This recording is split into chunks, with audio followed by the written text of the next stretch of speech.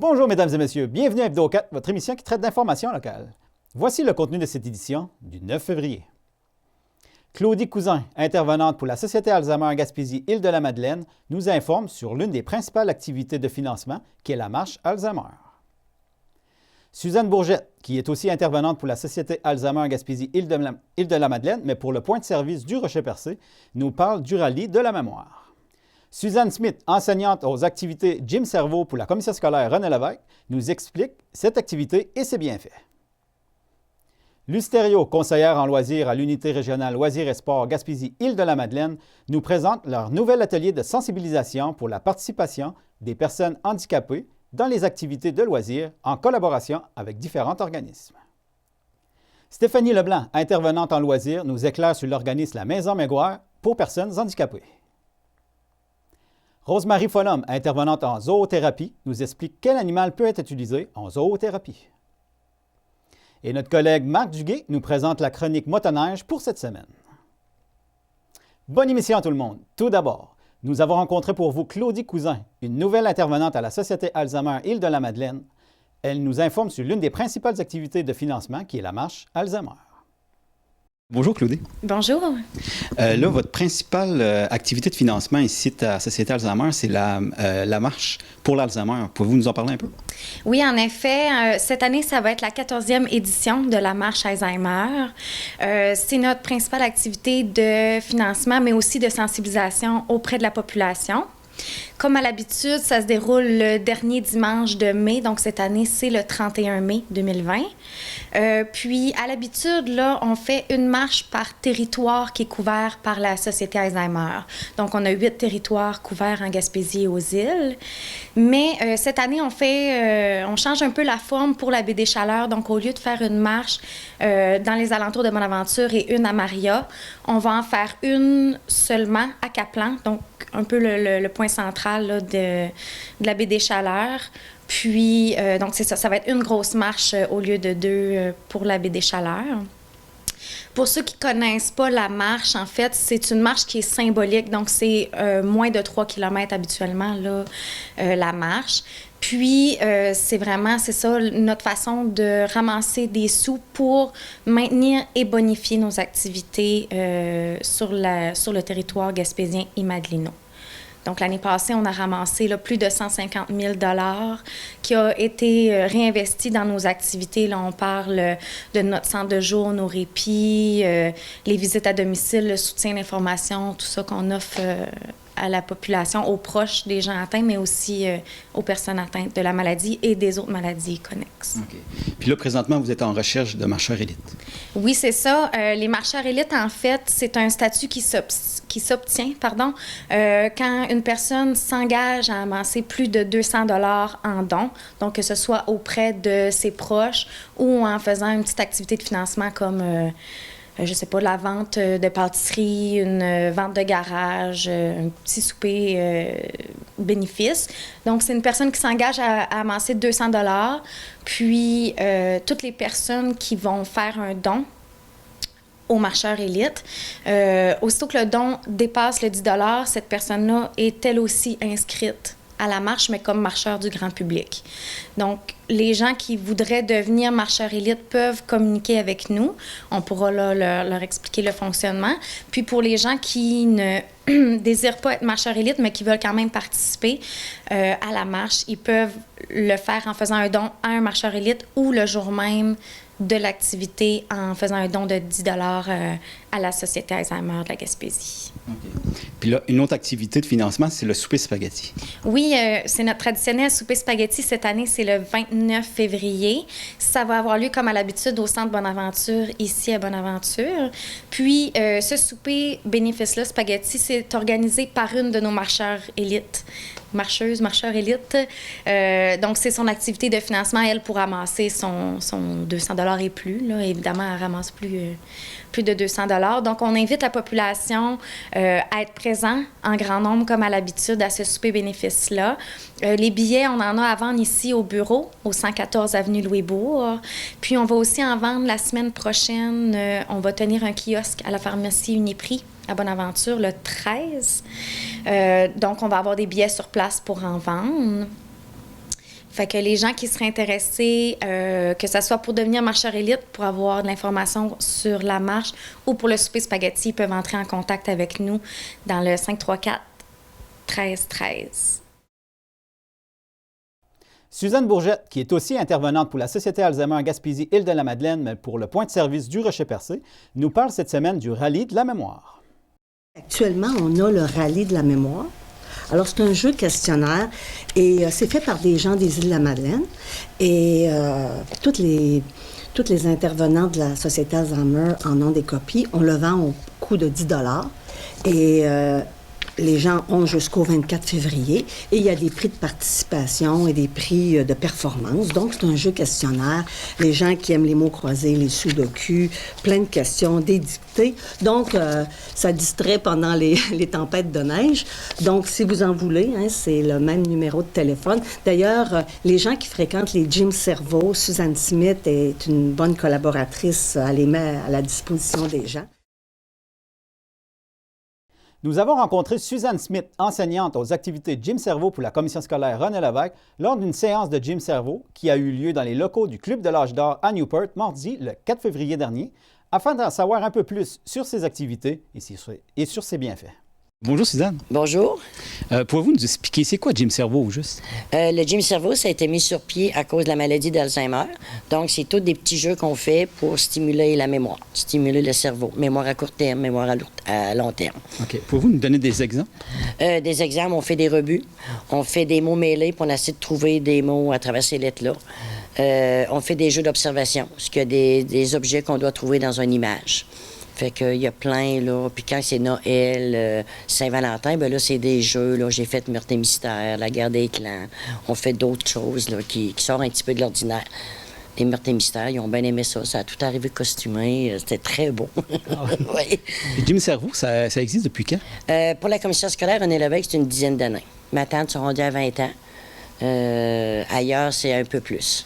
OK. C'est un programme de la commission scolaire? C'est un programme qui fait partie de toutes les commissions scolaires. Je crois qu'il y a environ une soixantaine de commissions scolaires qui donnent le cours de Gym Cerveau. C'est pour les 50 ans et plus, mais je dirais on a plus dans les 60 ans et plus. Puis ma doyenne, elle est ici, 93 ans. Et c'est ça. Fait que ça a été mis sur pied là, à cause de cette maladie-là. Puis vous êtes ici depuis le début? Non, moi je suis rendue à ma 7e année. J'ai remplacé un autre prof de Gym Cerveau qui avait d'autres postes en enseignement. OK. S'il y a des gens intéressés d'y participer, ça fonctionne comment? L'inscription se fait au mois d'août. Okay. Donc, et quand que j'ai des places disponibles, parce que je suis rendue avec un quota à 150 personnes, donc chaque MRC a son quota à respecter. Puis on est 2 profs de Gym Cerveau pour la commission scolaire René Lévesque. Moi, je fais de Gascon à Percé, puis j'ai 8 groupes. OK. Puis les gens intéressés, ils communiquent directement avec vous? Ils peuvent communiquer, oui, avec moi. Si j'ai de la place dans mon cours, je vais les prendre. Mais si mon cours est complet, bien, je les mets sur une liste d'attente. Okay. Fait que si j'ai une personne qui tombe malade ou qui me dit, bien, je m'en vais dans le sud pour une couple de mois, là, bien là, je vais les prendre. Ça prend-il un minimum pour partir un groupe? Ça prend 15 personnes. En bas de 15 personnes, on ne peut pas démarrer le groupe. Fait que c'est au mois de septembre, là, j'appelle tout mon monde, puis j'ai pas de problème avec ça. Puis quels sont les bienfaits de participer à un tel... Le fait de participer au Gym Cerveau, c'est, premièrement, ça brise l'isolement. Donc, au lieu de rester tout seul à la maison, bien, ils viennent ici puis s'amusent. Il y en a qui se créent des liens d'amitié. Ils vont prendre un café, ils vont en voyage.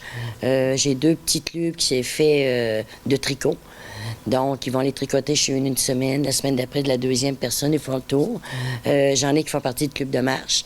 Puis ici, ben, on se rencontre pour la marche d'Alzheimer. Les gens embarquent avec moi comme marcheuse élite, puis viennent marcher avec moi. Ça nous fait une sortie. Donc, ça porte vraiment bien. Plus le travail de la mémoire, ben, ça les fait stimuler. Donc, puis quand on est ici, bien, on est dans une catégorie où, moi inclus, on perd des amis, on perd nos conjoints, il y a de la mortalité, de la maladie, fait que ça nous permet là, d'oublier puis de s'alléger quand on vient ici. Vous, ça fait longtemps que vous participez à Gym Cerveau? Ça fait 5 ans. Ça fait 5 ans? C'est quoi ça vous apporte? Beaucoup. Disons que je suis seule à la maison, puis c'est plutôt du social pour moi. Là. Ça fait une belle activité. Une belle activité, puis j'aime ça. Vous, ça fait longtemps que vous participez? Oui, la même chose, 5 ans. Ça fait 5 ans? Oui. Puis c'est quoi ça Déjà. vous apporte? Beaucoup de choses. Ça va dire, ça aide à la mémoire, puis sortir tu sais, de la maison, puis ça fait du bien Puis qu'est-ce que vous direz aux gens qui n'ont jamais participé? de venir. Ça vaut la peine? Oui, ça vaut la peine. Vous, ça fait longtemps que vous participez? Moi, ça doit faire 3 ans. 3 ans. Puis c'est quoi ça vous apporte? Beaucoup. Beaucoup. Moi, je suis seule à la maison. J'ai 82 ans. Puis, si je ne sortirais pas, il faut venir ici de temps en temps voir mes amis, jaser, puis se cultiver. C'est quoi qui vous a donné le goût de participer? Ben, j'avais déjà entendu parler du gym cerveau. Puis, je n'étais pas intéressée trop au début, mais là, oui. Puis qu'est-ce qui vous a fait changer d'idée? Je n'ai pas changé d'idée. J'avais dans l'idée de venir, mais ça c'était pour décoller de la maison qui était le pire. Là. Mais, après qu'on est ici, là, on est tous des amis, on est tous du monde. Moi, c'est depuis que ça a commencé, ça fait une dizaine d'années. Ah oui? Oui, Depuis le début. depuis le début. Fait que vous avez dû en convaincre une couple de venir ici. Oui, oui. J'allais voir ma copine qui est là, j'allais la voir, puis C'est quoi vous je leur en parlais. pour les Je leur convaincre? disais que c'était bon pour évaluer notre cerveau, qu'on faisait toutes sortes de jeux. Des fois, on fait des exercices. Ça, c'est intéressant ce qu'on fait. On avait du plaisir ensemble. Il y a des gens qui souffrent d'ACV, que les médecins réfèrent à notre professeure Suzanne pour les cours de gym cerveau. Ça peut leur aider dans l'élocution de la parole. Il y en a qui ont des difficultés à prendre des crayons, la dextérité. Avec Suzanne, là, le cours est très bien pour eux. Puis là, je voulais dire que on manque d'hommes. C'est vrai, parce que vous êtes une gang de femmes ici, mais c'est pas juste pour les femmes. Là. Il y a juste des veuves, puis des divorcés, puis il nous faudrait un petit peu d'hommes pour donner du piment. Du piment et du piquant dans notre... C'est un rendez-vous le mardi après-midi. C'est le social. On s'amuse. On est toute une belle gang. Le professeur anime ça comme une championne. C'est vraiment le fun. Faut que je suis ma limite. Fait que s'il me manque du monde, souvent, quand j'ai une nouvelle, je vais l'inscrire à la fin du cours pour être sûr qu'elle aime qu'est-ce que je suis en train de faire. Est-ce que c'est dans sa vision à elle, là. Donc, si elle pense que c'est des cours d'éducation physique, d'activité physique, bien, c'est sûr que c'est pas ça. Donc, elle va choisir si oui ou non elle aimait ça. Mais je te dirais qu'à 95 % les gens qui viennent une fois restent au cours. Fait que c'est le fun, je suis bonne. S'il y a des gens qui veulent de l'information supplémentaire ou qui aimeraient participer pour un prochain groupe, ils vous rejoignent comment? Bien, ils me rejoignent par téléphone ou par la commission scolaire. Ça fait qu'ils appellent la commission scolaire René Lévesque au niveau de Chandler ou de Grande-Rivière, puis ils vont avoir toute l'information là. Puis c'est 10 $ pour l'année. Ah. Fait que non, c'est vraiment pas cher. Puis là, ben, on continue à se débattre pour garder le cours de gym cerveau. Un nouvel atelier est maintenant offert en Gaspésie pour sensibiliser les gens à la participation des personnes handicapées aux activités de loisirs. Luce Thériault, conseillère en loisirs à l'unité régionale Loisirs et Sports Gaspésie-Île-de-la-Madeleine, accompagnée de Stéphanie Leblanc, intervenante en loisirs pour la maison Mégoire, nous informe à ce sujet. Qu'est-ce qu'il y a de nouveau à l'URLS? À l'URLS, on développe une nouvelle offre d'ateliers de sensibilisation pour la participation des personnes handicapées dans les activités de loisirs. Donc, on coordonne un atelier de sensibilisation pour la région Gaspésie-les-Îles. Puis la particularité de cet atelier-là, c'est qu'on s'associe avec les associations pour personnes handicapées de la région pour donner l'atelier. Ici, avec moi, j'ai Stéphanie Leblanc, qui travaille à la Maison Mégoire, qui est la répondante pour les MRC Avignon et Bonaventure pour offrir l'atelier s'il y a des demandes dans le milieu. Je peux quand même préciser que l'atelier est offert. Les personnes qu'on veut rejoindre, c'est les membres de personnel des organismes, soit municipaux, d'organismes communautaires. Ça peut être des clubs sportifs, ça peut être des associations, des clubs de 50 ans et plus, par exemple, qui aimeraient en savoir plus sur l'intégration des personnes handicapées dans leurs activités. L'atelier de sensibilisation a comme pour objectif vraiment créer un accueil favorable aux personnes handicapées dans le domaine des loisirs, mais aussi pour les gens qui œuvrent dans des organismes ou des entreprises, comment on intervient avec les personnes handicapées. Dans le fond, c'est juste pour les rassurer, leur donner des petits trucs. Et puis, ça se voit vraiment une formation intéressante sur le plan, plus sur le côté pratique, mais aussi avec plein de trucs, plein de conseils. L'idée, c'est que ce sont des ateliers sur mesure. Donc, si c'est une classe qui appelle pour dire « Ah, moi, j'aimerais avoir l'atelier », mais là, Stéphanie va se préparer pour adresser son message auprès d'une classe primaire ou secondaire ou peut-être même au cégep. Si c'est une municipalité qui l'appelle, puis que là, c'est pour leur personnel, qui sont des fois à l'accueil ou qui peuvent interagir avec n'importe quelle clientèle, qui ont des personnes avec des différences, bien, elle va adapter son contenu en disant comment on aborde une personne handicapée. Finalement, comment on veut bien agir avec toutes les clientèles. Puis comment le fait aussi de l'adapter pour que l'activité soit plaisante pour la personne handicapée, mais aussi pour les gens qui la donnent. L'accessibilité aux activités de loisirs, c'est au-delà de l'accessibilité physique. Ça va aussi dans l'accessibilité par l'accueil des personnes handicapées. Donc, dans la manière d'accueillir, donc de recevoir, de présenter l'activité, de donner l'animation. Donc, quand on veut parler d'accessibilité, c'est sur plusieurs plans qu'il faut travailler. Donc, cet atelier-là répond à l'accessibilité pour l'accueil, pour recevoir les personnes handicapées. Y a-t-il des coûts reliés à ça? Oui, pour l'atelier qui dure entre 1 heure et 3 heures, là, selon les besoins du milieu, c'est un coût de 50 $ pour le déplacement de l'équipe, en fait, parce que tu donnes pas l'atelier toute seule. Non, lorsqu'on donne l'atelier, dans le fond, j'amène des participants de la maison. Bien, dans mon cas, c'est des participants de la maison Maigouard qui vont venir donner l'atelier avec moi. Donc, les gens vont pouvoir avoir un contact direct avec une personne différente, mais en même temps, c'est ça, il y a un coût associé. Puis, mais dans le fond, il y a une bonne réduction, hein, parce que c'est d'une valeur de 150 $, mais les gens payent seulement 50 $ pour l'avoir. Okay. Puis la première étape, c'est de communiquer directement avec vous? Oui, dans le fond, on communique avec l'organisme qui chapeaute chaque région. Donc, moi, c'est au niveau d'Avignon et Bonaventure. On peut appeler directement à la Maison Maigouard, mais on a aussi une ressource dans le nord de la Gaspésie et à Sainte-Anne-des-Monts. Mm-hmm. Donc, pour la Haute-Gaspésie, c'est l'association La Croisée, qui est un organisme similaire à la Maison Maigouard, mais du moins une association pour personnes handicapées. Donc, La Croisée pour la Haute-Gaspésie. L'Harmonie, qui est à Grande-Vallée, s'occupe davantage de Côte-de-Gaspé.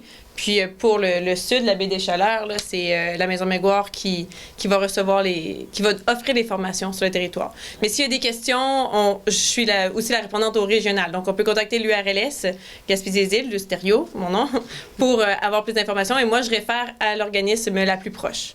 La formation, elle a une durée approximative, elle varie de 3 à 1 heure. Donc, on peut la jouer de 3 à 1 heure en fonction de la clientèle et des besoins de l'organisme ou de l'entreprise qui nous fait la demande. Okay. Puis en terminant, bien, vous avez des ressources pour accompagner les enfants vivant avec un handicap pour les camps de jour. Mais là, il y a des dates limites. Oui, bien c'est ça, c'est un rappel. Au début de l'année, on fait tout le temps des rappels pour que les camps de jour pour que les gestionnaires de camps de jour puissent bien préparer leur été. On invite les parents qui ont des enfants en besoin particuliers, soit qui ont besoin d'accompagnateurs ou de suivi plus rigoureux durant l'été, d'appeler le gestionnaire de camp de jour s'ils ont fréquenté le camp l'année passée et qui prévoient fréquenter le camp à nouveau cette année, d'appeler le camp de jour pour les informer pour que le gestionnaire entame les démarches d'intégration, soit de faire des demandes financières pour aller à l'embauche d'une personne. Donc, dès février, là, on commence février, il faut appeler le gestionnaire de camp de jour pour l'informer que son jeune ira au camp de jour au mois de juin prochain. OK. Puis pour plus d'informations, vous rejoignez comment? Mon nom est Lusterio, je suis conseillère en loisirs à l'URLS. Mon numéro de téléphone, c'est le 418-388-2121. Le poste est le 103. Sinon, par courriel, on pourra peut-être le mettre en bas, là, mais c'est lus.terrio@urlsgym.com. Si, comme moi, vous vous êtes demandé qu'est-ce que la Maison Maigouard, bien voici les explications de Stéphanie Leblanc sur cet organisme de la région. Pouvez-vous nous expliquer, c'est quoi au juste la Maison Maigouard? Dans le fond, la Maison Maigouard pour personnes handicapées, comme le nom le mentionne, c'est pour des gens handicapés. Notre principale clientèle est des gens avec une déficience intellectuelle. On offre un centre de jour, donc qui varie du mois de septembre au mois de juin. Et ensuite de ça, on a une fin de semaine par mois que c'est du répit. Donc, les gens les participants, nous, qu'on mentionne, ils viennent dormir à la Maison Maigouard. Donc, ça donne un répit aux parents ou les familles d'accueil. Et puis, ça donne aussi un répit aux participants qui, des fois, dans leur famille, sont plus nombreux ou qu'ils ont d'autres participants aussi avec eux. Et ensuite de ça, l'été, on est vraiment en mode qu'on appelle répit. Donc, les gens peuvent avoir 1 semaine, 2 semaines, 3 semaines que les participants viennent passer à la Maison Maigloire. On fait plein d'activités avec eux. La moyenne d'âge, c'est à peu près une 50aine d'années, sauf qu'on a autant des semaines pour les jeunes comme on a pour les adultes. OK. Mais y a-t-il des limites? C'est-tu sûrement 18 ans et plus? Puis... Encore là, ça dépend des besoins. Lorsqu'on est en répit, donc, il peut avoir un enfant avec des adultes et il n'y a aucun problème. Lorsqu'on parle du centre de jour, habituellement, la moyenne d'âge, ça va être 21 ans au niveau lorsque l'école termine pour eux. Il y en a qui vont en poursuivre aux adultes, mais sinon, ils peuvent venir à la Maison Maigloire pour nos activités, nos ateliers, qui va du lundi au vendredi. Et là, on parle du centre de jour. L'été, on a aussi un camp de jour qui est un peu la même chose que le centre de jour, mais qui s'ajoute aux gens qui viennent en répit. Et la Maison Maigloire, on dispose de 18 lits. Donc, les gens restent accouchés et puis on fournit, dans le fond, les intervenants qui ont besoin aussi, au niveau de la nourriture. On fait une sortie par semaine. Donc, c'est ça. Ça donne un bon répit pour la famille, aux familles d'accueil, mais aussi pour le participant. Pouvez-vous nous donner des exemples d'activités qui peuvent être réalisées? Oui. Ce qui est intéressant, d'ailleurs, avec l'aide de l'URLS, on a eu des canots adaptés et des pédalos. Donc, c'est très fort pendant l'été. On est situé à Saint-Omer, donc sur le bord de la mer. Donc, c'est facile pour nous d'aller en profiter. Mais on a des ateliers aussi le reste de l'année, que ce soit menuiserie, cuisine, informatique, bricolage, peinture. On va avoir des cours, un peu plus d'écriture. Donc, c'est un peu comme à l'école, mais dans un contexte beaucoup plus récréatif. OK. Y a-t-il des limites du nombre de personnes? Parce que sûrement qu'il faut s'inscrire d'avance. C'est sûr que pour les répits, oui, on a 18 places de disponibles. Mais pour le centre de jour, ça, c'est... On ajoute le nombre de personnel attitré ou d'intervenants en fonction du nombre de participants qu'on a. OK. Ouais. Et les gens qui ont besoin d'informations supplémentaires ou qui veulent du répit pour quelqu'un de son entourage, ils communiquent avec vous comment? Vous pouvez nous appeler au 418-364-3131 ou bien par courriel à info@lamaisonmaigloire.com. Cette semaine, Rose-Marie Follum, intervenante en zoothérapie pour l'organisme Zoothérapie Gaspésie, nous explique quel animal peut être utilisé en zoothérapie. Actuellement, tous les animaux peuvent travailler en zoothérapie. Ça dépend vraiment du type d'animal et qu'est-ce qu'on a besoin de faire avec un client, par exemple. Je vais vous donner un exemple, le cheval versus le chien. Par contre, moi, je ne travaille pas avec les chevaux, mais je trouve ça encore intimidant. Le cheval, lui, c'est une proie, non pas un prédateur. Alors, le cheval est encore plus à l'écoute qu'un chien. Justement parce qu'il est une proie.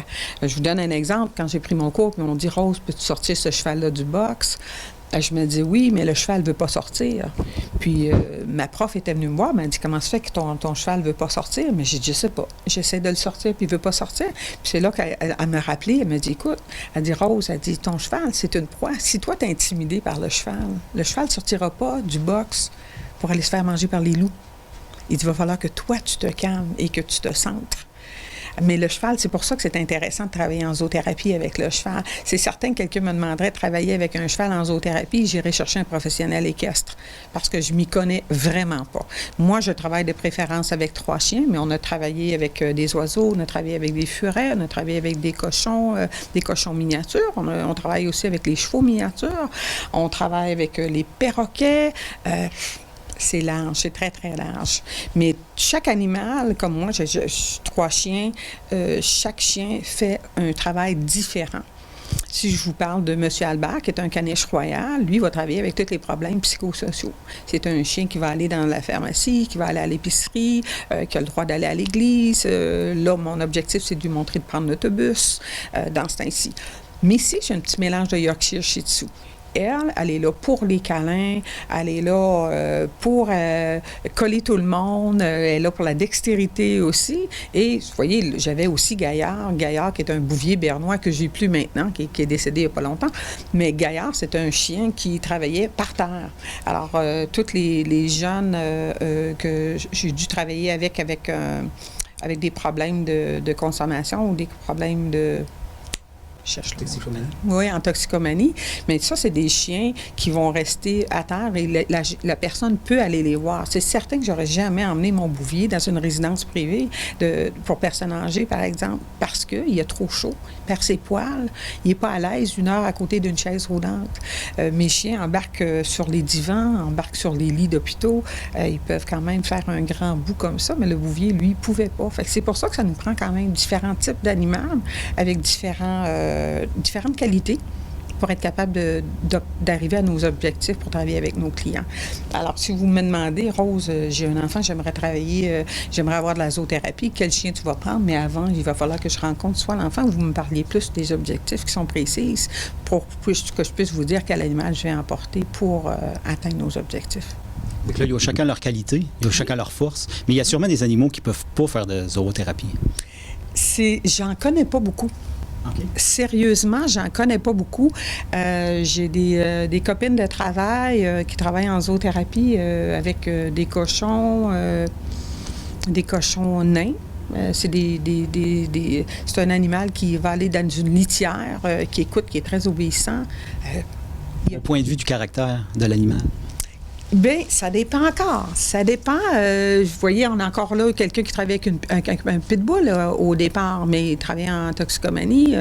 C'était un travailleur de rue. Mais là, avec les nouvelles lois, c'est certain que le pitbull, elle peut plus s'en servir. Mais pour l'approche de différentes personnes, le pitbull, c'était parfait. Mais les gens, ils n'ont pas à s'inquiéter. Il n'y aura pas un animal agressif qui va être utilisé en zoothérapie. Jamais. Le chien est entraîné. Nous, on a eu des professionnels entraîneurs canins qui nous ont donné des grands coups de main. Puis si jamais on a un trouble, on peut toujours communiquer avec eux en tout temps pour savoir qu'est-ce qu'on a à faire. Mais c'est des chiens qui sont toujours en entraînement à l'année. Pour faire suite aux capsules sécurité FCMQ que nous vous avons présentées précédemment, voici la chronique motoneige réalisée par notre collègue Marc Duguay pour cette semaine. Bonjour, ici Marc Duguay et bienvenue à votre chronique motoneige.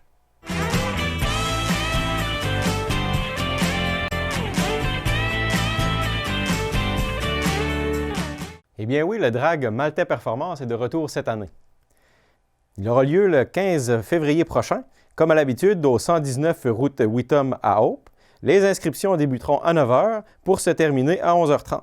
Le premier départ est prévu pour 13 h. La réglementation est celle du TSR. Et pour plus d'informations, je vous invite à contacter M. Steve Whittom au 418-752-4220. Pour vous mettre un peu dans l'ambiance, on vous laisse sur quelques départs d'une course précédente.